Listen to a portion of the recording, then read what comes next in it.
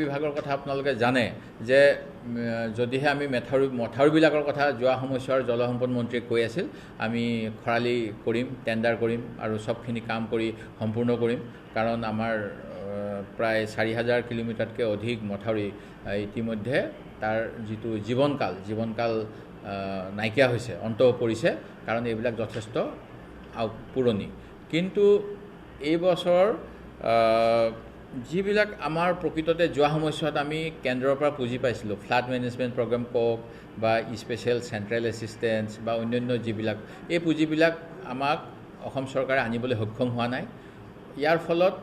আগতে যিটো ছেকেণ্ডেৰী আমাৰ চ'ৰ্চ আছিল যে আমি SDRFৰ পুঁজিৰে ব্ৰিজ ভঙা মানে এইবিলাক মথাউৰি নিৰ্মাণ এইবিলাক আমি কৰিছিলোঁ এতিয়া সেইটোহে আমাৰ মুখ্য হৈ পৰিছে যিটো আমি SDRFৰ ৰেভিনিউৰ এটা পুঁজি পাওঁ আৰু যিখিনি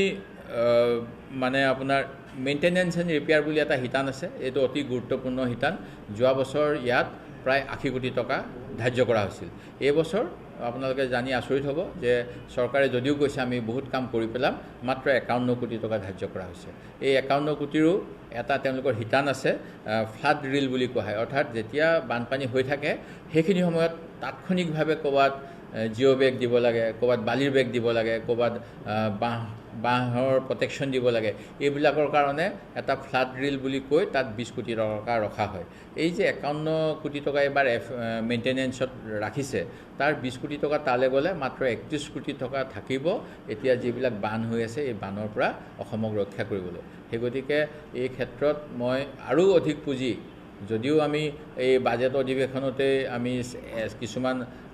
ছাপ্লিমেণ্টাৰী ডিমাণ্ড দিলোঁ PW বিভাগক দিলোঁ ১,০০০ কোটি টকা তেওঁলোকে মথাউৰি নিৰ্মাণ কৰিম বুলি ক'লে ৰোড কাম বান্ধ সেইটো এটা বেলেগ শিতানত সেই কিছুমান মথাউৰি বনাব কিন্তু যিখিনি আমাৰ জলসম্পদ বিভাগে কৰণীয় তাৰ বাবে পুঁজিৰ অভাৱ দেখা পাইছোঁ সেই গতিকে এইটো চিন্তনীয় আমি সেই গতিকে চৰকাৰে কি ব্যৱস্থা কৰে অসমৰ এই মথাউৰি ছিষ্টেমটো যিহেতু অন্য বিকল্প অহা নাই মথাউৰিৰ যি ভাঙি যোৱা অংশ ৰিপেয়াৰিং তাৰ বাবে আৰু অধিক পুঁজি দিবলৈ মই চৰকাৰৰ ওচৰত দৃষ্টি আকৰ্ষণ কৰিছোঁ